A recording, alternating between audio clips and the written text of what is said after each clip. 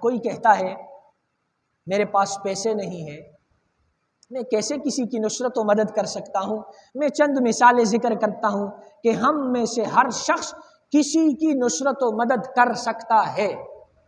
میں بائک پہ آتا ہوں، سب کی توجہ چاہتا ہوں، بہت آسان سمپل سی باتیں ہیں لیکن بڑی کارآمد باتیں ہیں۔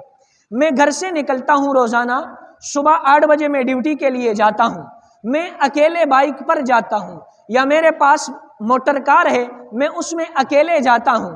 میرے اڑوس پڑوس میں کہیں سارے ایسے لوگ ہوں گے ضرور کہ میں جہاں پر کام کے لیے جاتا ہوں وہ وہیں پر کام کر رہے ہوں، یا میرے راستے میں ان کے کام کی جگہ آتی ہے۔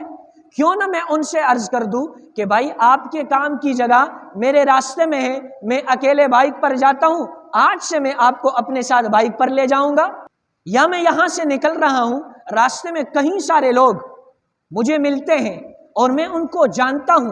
کوئی یہ کہیں کہ آج کل خطرہ ہے، میں کسی کو لفٹ دے دوں اور وہ ٹی میرے سر پر یا میری کمر پر رکھ کر مجھ سے بائک ہی چھین لے۔ نہیں، کہیں سارے لوگ جو ہم ان کو جانتے ہیں شخصی اور ذاتی طور پر، ہم یہاں سے نکلتے ہیں ان کو اپنے ساتھ بٹھا دیتے ہیں۔